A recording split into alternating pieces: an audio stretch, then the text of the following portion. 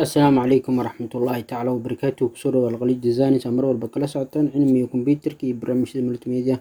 عشر كان وحوك سابسين سيدا الله صوك عيو illustrator in 2015 ayaan kula wadaagi doonaa insha allah. Inaa waxaan kaloo sarxin doonaa insha allah tooliska iyo toolboxka iyo menu bariska sida u shaqeeyaan waxyaabaha ay qabtaan ayaan kula wadaagi doonaa insha allah.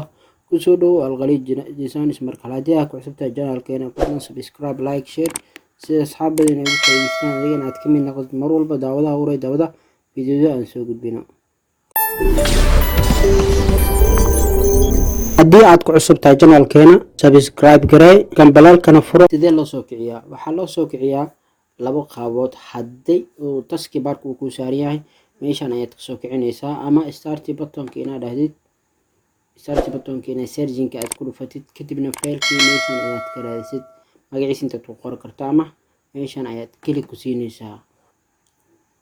waa kana markuu soo kacay sidan ayuu u soo kacaa oo formattingkan uu leeyahay.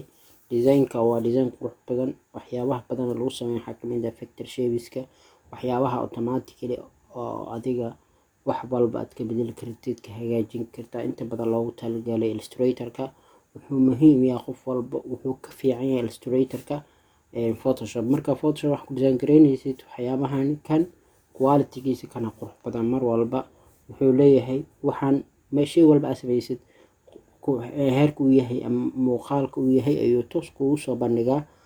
resolution-kiisa ma dhuminayo, wax walbana sidaas ayuu kugu soo bandhigaa. sababtoo waxa adiga aad samaysid ayuu wuxuu kaga dhigaa mid qurux badan oo hagaagsan oo flexible ah. qof walbana markuu arkana indhaha oo la raaqayo ama waxa uu samayn karaa. okay, sida hore u barnay sida photoshop-ka camal u shaqeynaa wuxuu leeyahay toolbox ama menu bariska oo uu leeyahay menu baris, toolbox, icon menu, icon bariska kuwaana loo yaqaanaa saddexdan. midkan kore geeskan iyo geeskan wuxuu leeyahay toolsyadan uu ku shaqeeyo mar walba.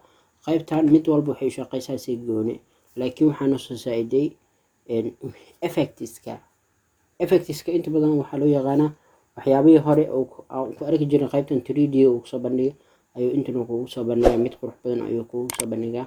kuwa kale sida u shaqeyn jiray ayay u shaqeynaa, laakiin waxay kala duwan yihiin waxyaabo yar aadna u fudud. mid walba waxaan arki doonaa insha allah iyadoo ku shaqeyn doono ama wax walba aan ku qaban doono toolsyadan iyo menu bariskan.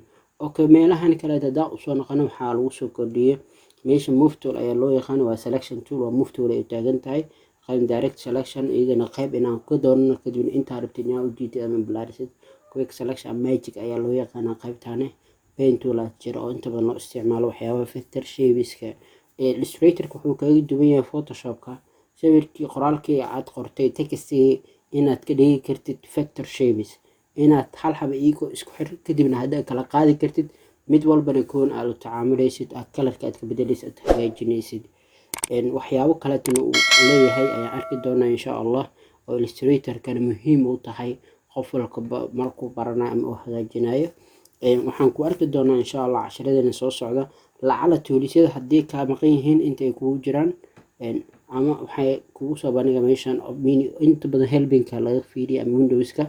helbinkan waxaa laga weydiiyaa lacala waxaa fahmaysa online inaad ku xirtid si uu kugu sharxo.